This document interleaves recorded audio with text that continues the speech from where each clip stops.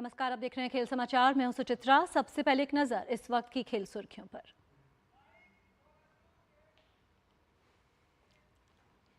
Zimbabwe के खिलाफ series के तीसरे T20 में भारत ने जिम्बाब्वे के सामने रखा 183 रन का लक्ष्य। फिलहाल सीरीज 1-1 की बराबरी पर।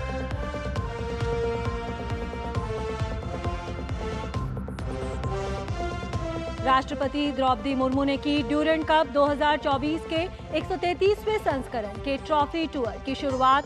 27 जुलाई से टूर्नामेंट होगा शुरू। 31 अगस्त को खेला जाएगा प्रतियोगिता का फाइनल।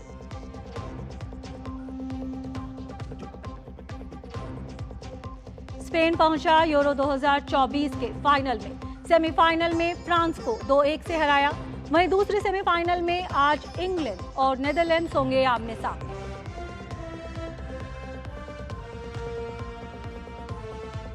अर्जेंटीना पहुंचा कोपा अमेरिका के फाइनल में। सेमीफाइनल में कनाडा को 2-0 से दी शिकस्त।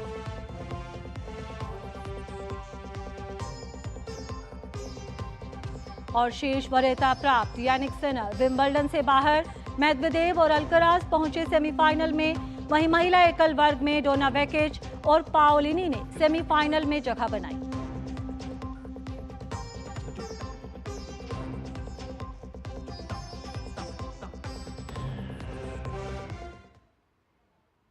खबरें विस्तार से।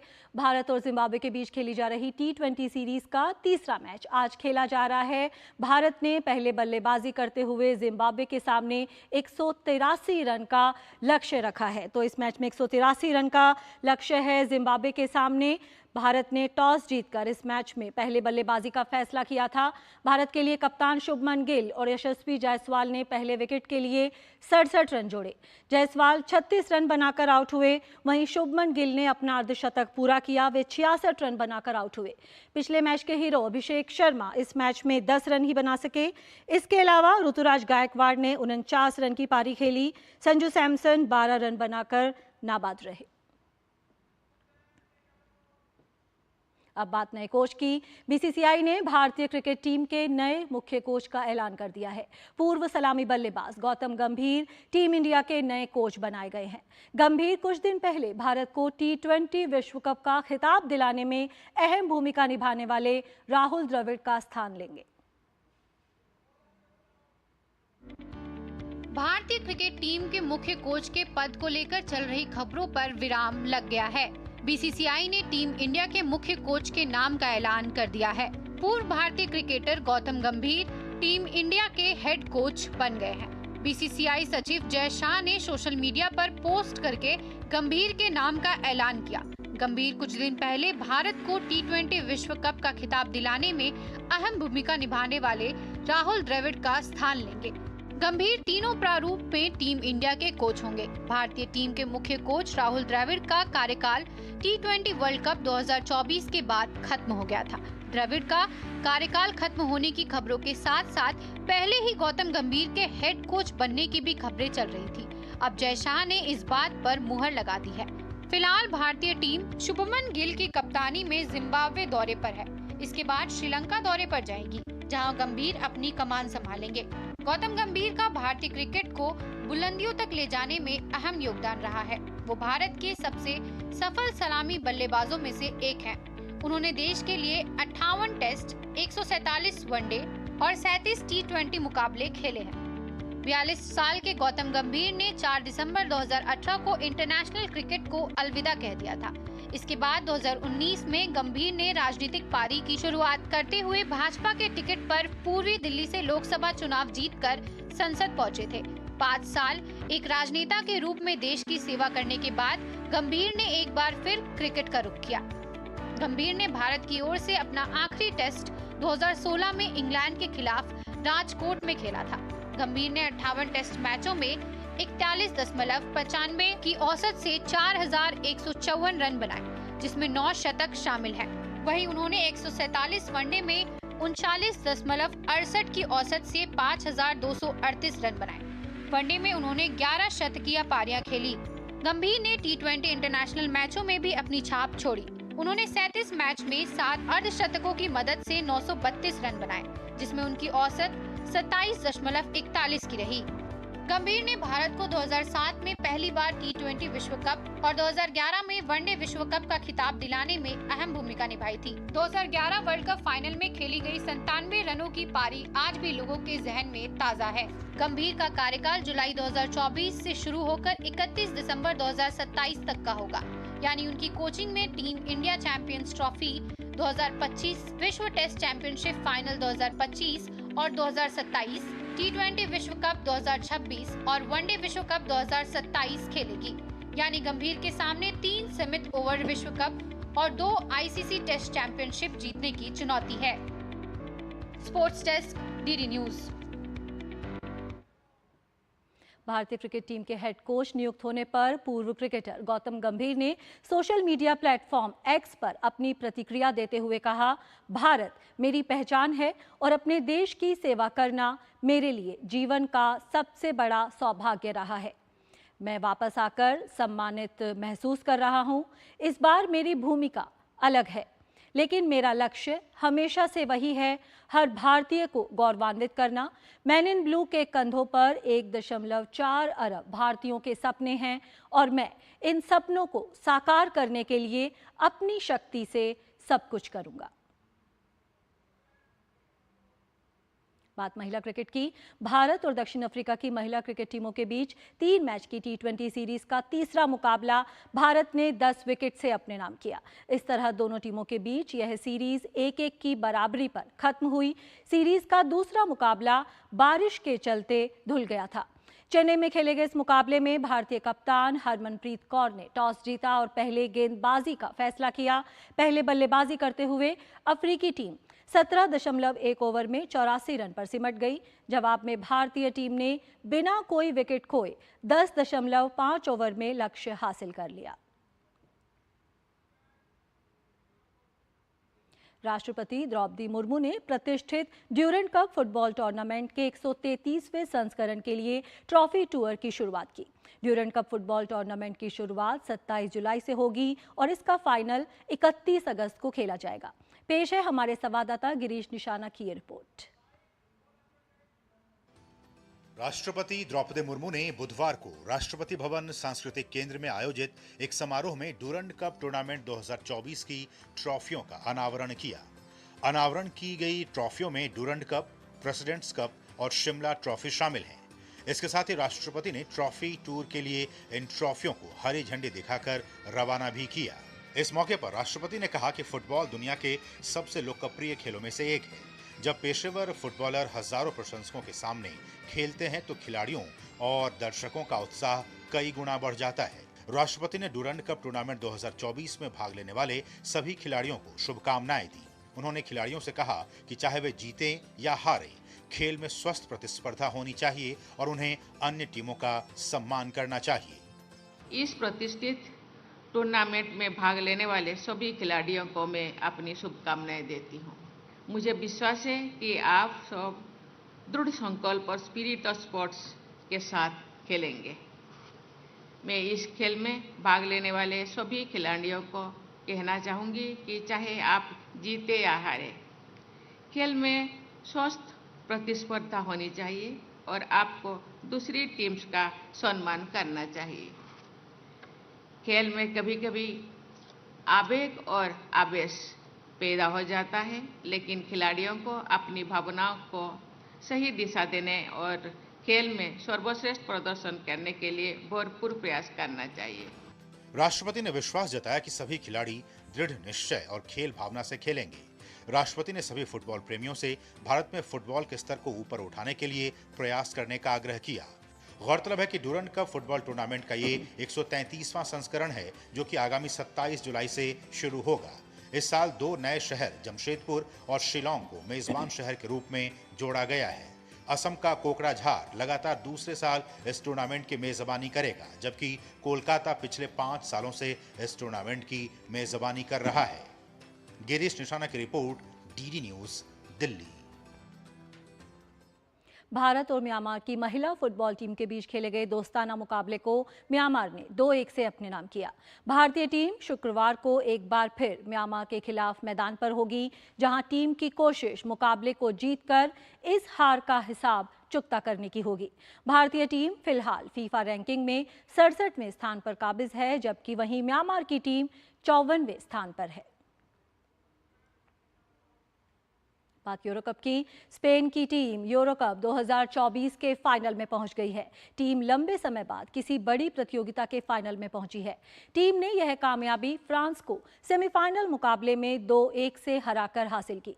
मैच में फ्रांस की ओर से खेल के 8वें मिनट में गोल कर 1-0 की बढ़त बना ली गई, लेकिन खेल के 21वें मिनट में स्पेन ने गोल कर दिया।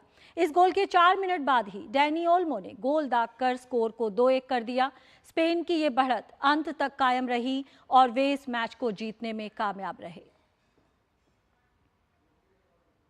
तो स्पेन की टीम यूरो कप 2024 के फाइनल में पहुंच चुकी है, जहां उसकी टक्कर अब इंग्लैंड और नेदरलैंड्स के बीच होने वाले दूसरे सेमीफाइनल के विजेता से होगी।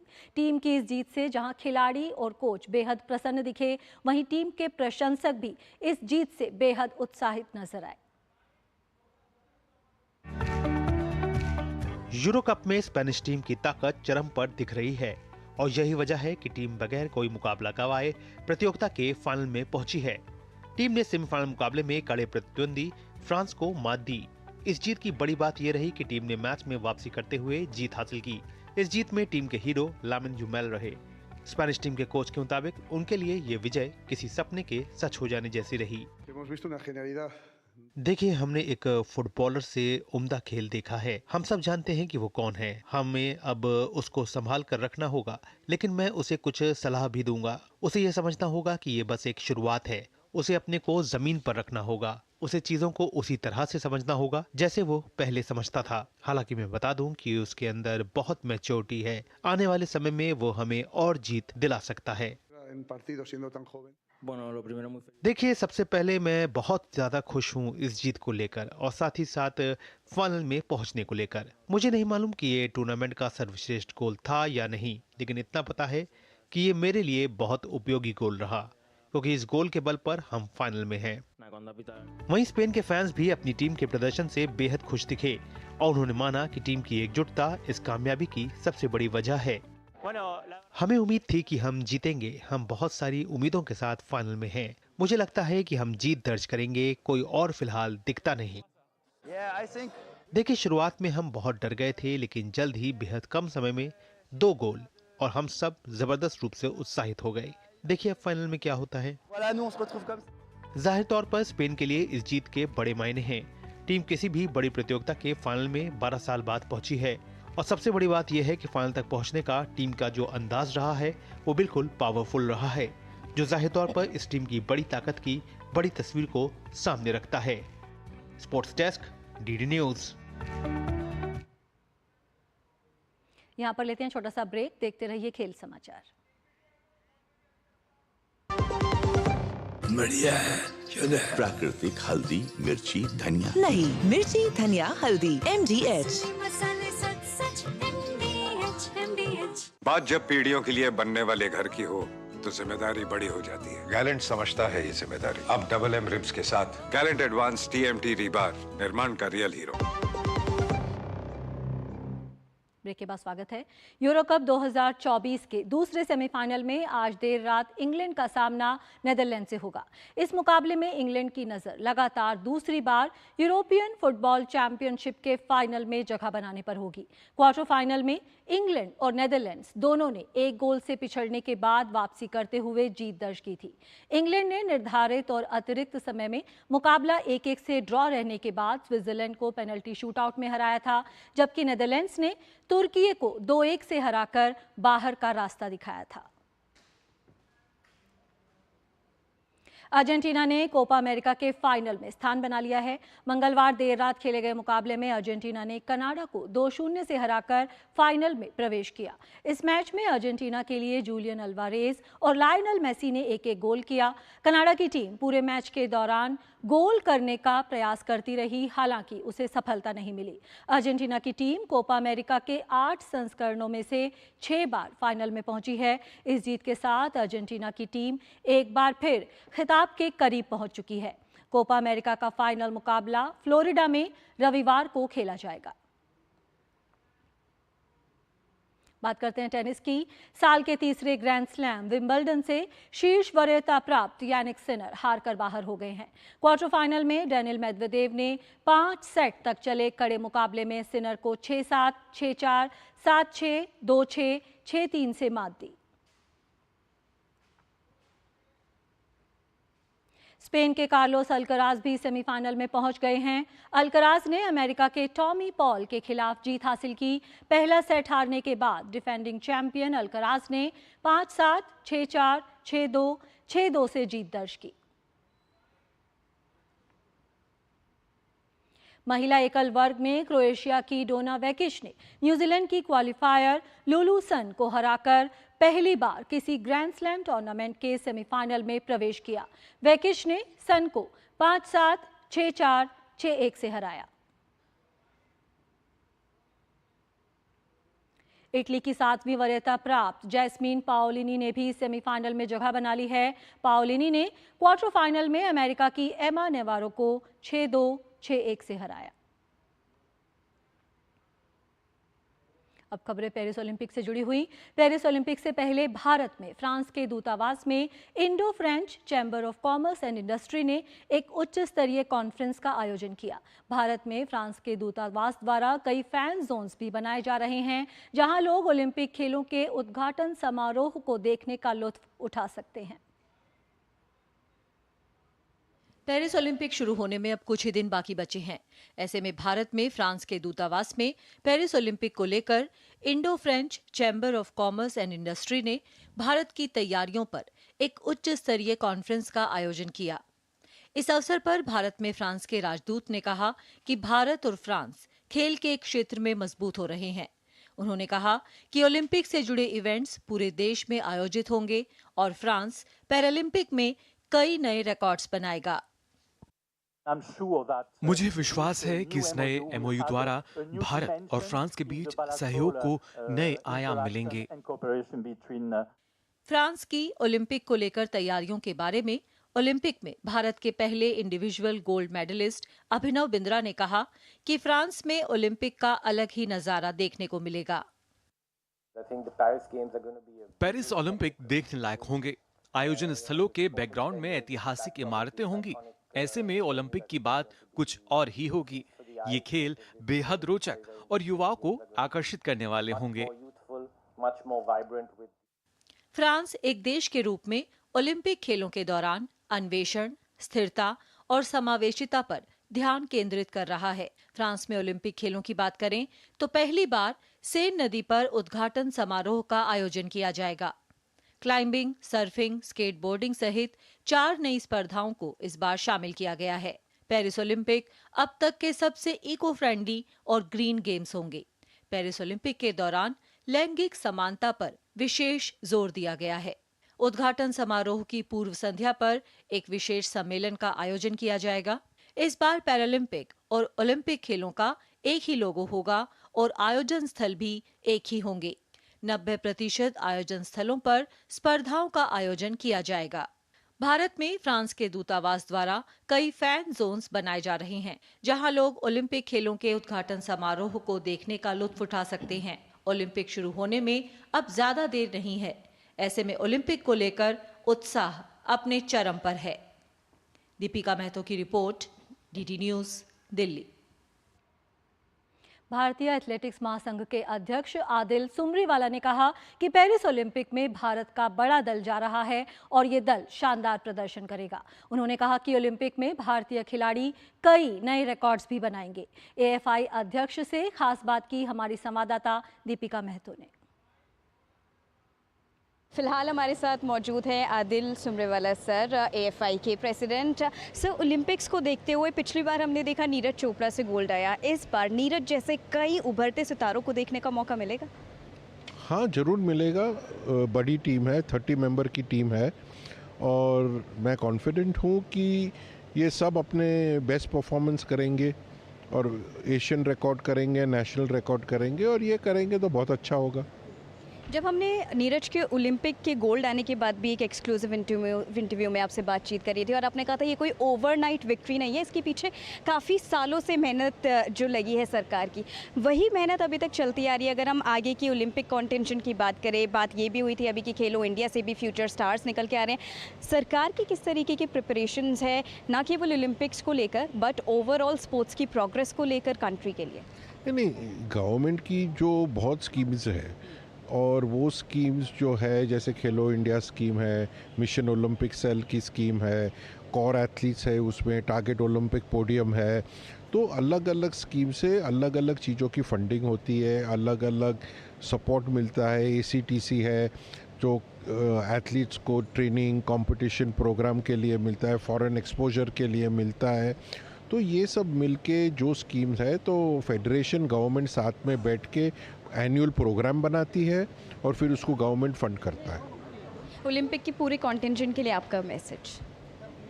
नहीं, मेरा मैसेज यही है, go there, enjoy yourself, perform your best, you have train hard, you've done very well so far, just repeat your best performance or try and make your best performance better, and good luck. DD news से खास बातचीत के लिए बहुत धन्यवाद। Thank you. पूर्व badminton खिलाड़ी मंजूषा कंवर का मानना है कि आगामी पेरिस पैरालंपिक खेलों में भारतीय एथलीट पिछली बार से भी ज्यादा मेडल्स जीतने में कामयाबी हासिल करेंगे। साथ ही उन्होंने कहा कि पीएम मोदी जिस तरह से भारतीय खिलाड़ियों की हौसला अफजाई करते हैं, उससे पूरे दल को मनोवैज्ञानिक दबाव से बाहर निकलने में मदद मिलती है।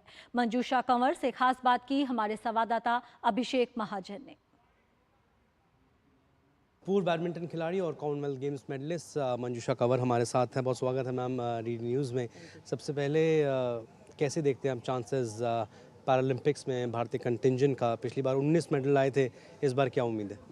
आई थिंक इस बार उम्मीद पैरालंपिक कमेटी ऑफ इंडिया ने बोला है कि 25 तो मिनिमम है और 30 अगर आ गए तो बहुत ही अच्छा लगेगा। मेरे ख्याल से उन्होंने इसलिए बोला है कि तैयारी देख के, और बहुत सारे इंटरनेशनल इवेंट्स भी खेले हैं एथलीट्स और प्रिपेयर्ड है, कॉन्फिडेंट है, तो ज़रूर लास्ट ओलंपिक से ज़्यादा मेडल्स आएंगे।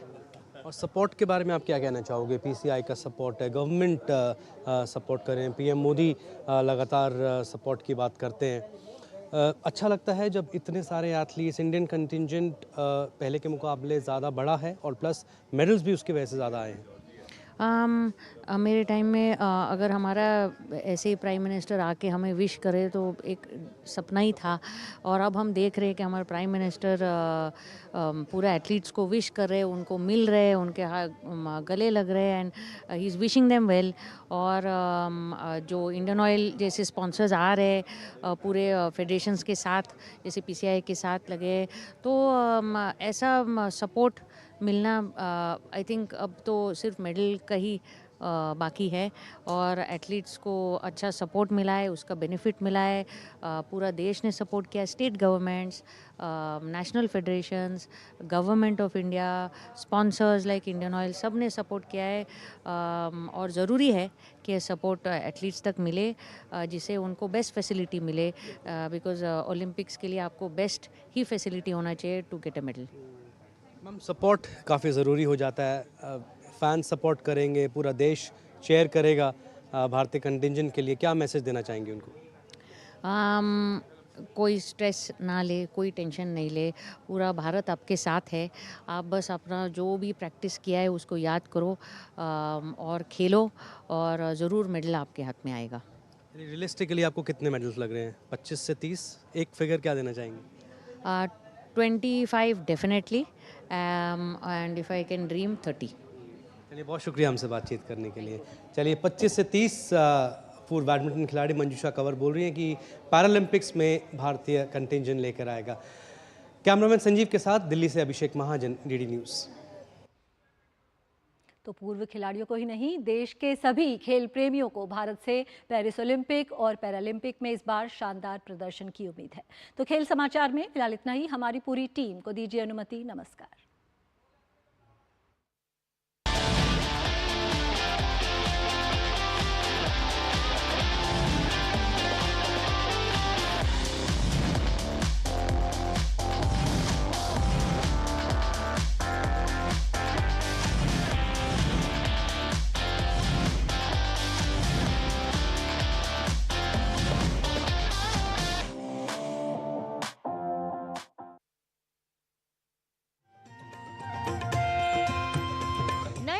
करें शुरुआत भारतीय ज्ञान परंपरा, संस्कृत और स्वास्थ्य के साथ। स्वास्थ्य में उपयोगी आयुष पद्धतियों का विज्ञान, संस्कृति, कला, योग का अद्भुत ज्ञान। देखिए विशेष कार्यक्रम सुप्रभातम सोमवार से शुक्रवार सुबह 7 बजे सिर्फ डीडी न्यूज पर।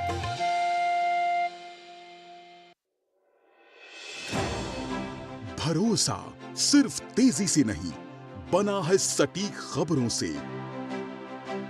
दावे नहीं, दिखाते हैं तथ्य, दिखावा नहीं, चुनते हैं सच। दस्तक सनसनी की नहीं, खबरों की देते हैं हम। यही है रिश्ता आपका हमारा, बना है अटूट भरोसा वर्षों की मेहनत से। डीडी न्यूज, भरोसा सच का।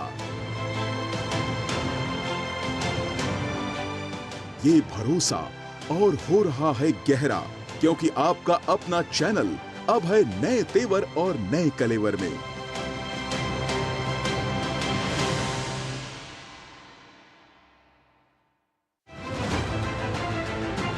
दुनिया की सबसे तेज रफ्तार और 5वीं सबसे बड़ी अर्थव्यवस्था, विश्व स्तर के बुनियादी ढांचे, भारत की फिनटेक क्रांति की कहानी मेक इन इंडिया और स्टार्टअप इंडिया की सफलता की।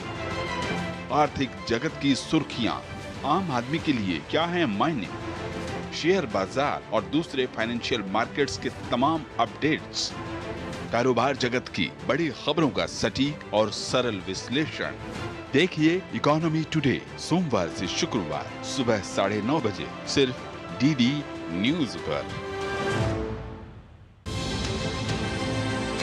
राष्ट्रीय खबरें हो या अंतर्राष्ट्रीय मुद्दे की बात, राजनीति से जुड़ा हर पहलू, साथ ही बिजनेस का उतार चढ़ाव, खेल जगत की अपडेट से लेकर मनोरंजन की छोटी बड़ी हलचल, वहीं बड़ी खबरों की संपूर्ण कवरेज, ताकि आप रहें खबरों के बीच। देखिए मिड डे प्राइम सोमवार से शुक्रवार दोपहर 1 बजे।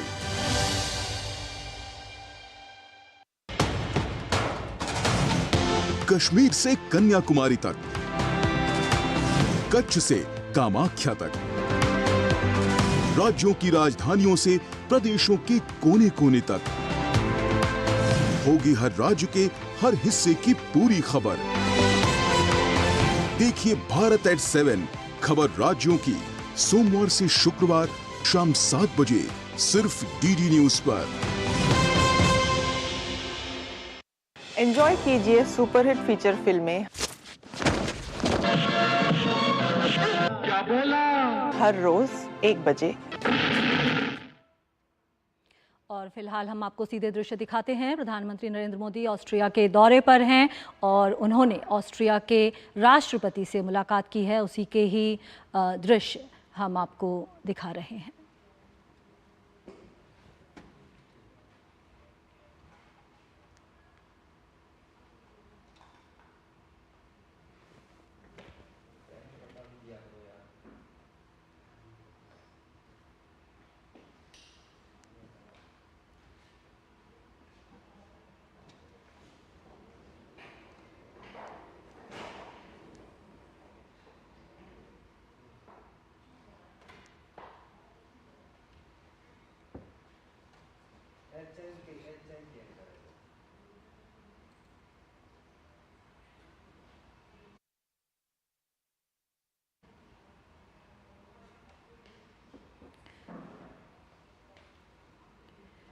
तो इससे पहले रूस की सफल यात्रा के बाद अब प्रधानमंत्री नरेंद्र मोदी ऑस्ट्रिया की यात्रा पर हैं और उन्होंने ऑस्ट्रिया के राष्ट्रपति अलेक्जेंडर वॉन डेर बेलेन से मुलाकात की है।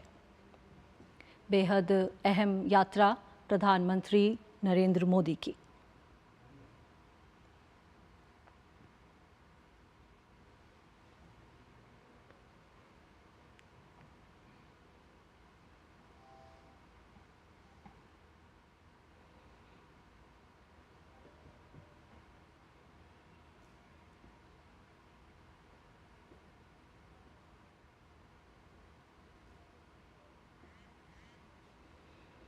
ये दृश्य आप देख रहे हैं प्रधानमंत्री नरेंद्र मोदी की ऑस्ट्रिया यात्रा, जहां पर उन्होंने ऑस्ट्रिया के राष्ट्रपति अलेक्जेंडर वॉन डेर बेलेन से मुलाकात की।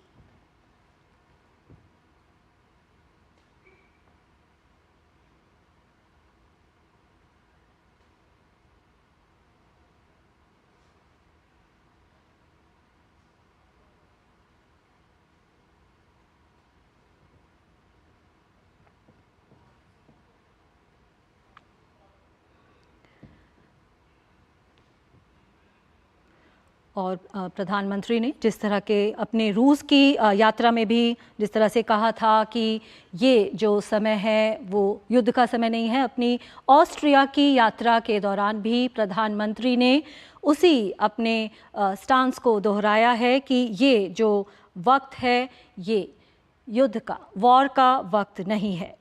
तो प्रधानमंत्री की एक बेहद अहम यात्रा, और हम जानते हैं कि पिछले कुछ समय में प्रधानमंत्री नरेंद्र मोदी दुनिया में एक शक्तिशाली नेता के रूप में उभर कर सामने आए हैं। उसी परिप्रेक्ष्य में अगर हम देखें तो बेहद अहम मानी जा रही है प्रधानमंत्री की ये यात्रा। रूस की सफल यात्रा कर चुके हैं प्रधानमंत्री और अब उसके बाद ऑस्ट्रिया की यात्रा पर हैं। और वैश्विक अगर मुद्दों को देखें, दुनिया में अगर शांति की हम बात करें तो प्रधानमंत्री नरेंद्र मोदी की इस यात्रा को बेहद अहम माना जा रहा है।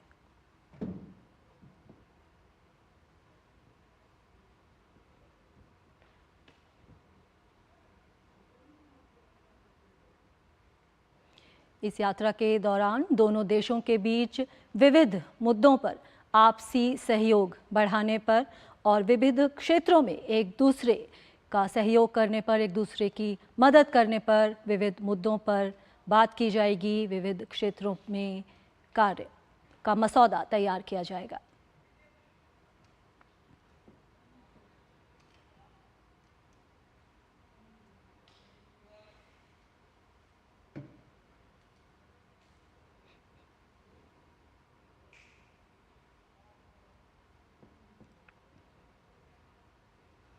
तो प्रधानमंत्री नरेंद्र मोदी जो ऑस्ट्रिया की यात्रा पर हैं, उन्होंने ऑस्ट्रिया के राष्ट्रपति से मुलाकात की। बेहद अहम प्रधानमंत्री की ये यात्रा मानी जा रही है। दुनिया आज जिस तरह की परिस्थितियों का सामना कर रही है उसमें प्रधानमंत्री जो पूरी दुनिया में एक शक्तिशाली नेता बनकर उभरे हैं, जिस तरह से रूस में उनकी यात्रा सफल रही, उन्होंने वहाँ पर जिस तरह का एक अपना स्टैंड दिखाया, वही ऑस्ट्रिया में भी उन्होंने एक तरह का स्टैंड दिखाया है।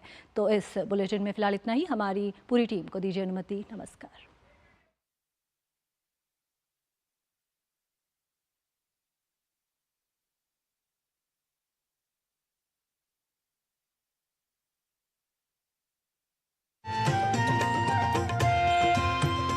नए दिन की करें शुरुआत भारतीय ज्ञान परंपरा, संस्कृत और स्वास्थ्य के साथ। स्वास्थ्य में उपयोगी आयुष पद्धतियों का विज्ञान, संस्कृति, कला, योग का अद्भुत ज्ञान। देखिए विशेष कार्यक्रम सुप्रभातम सोमवार से शुक्रवार सुबह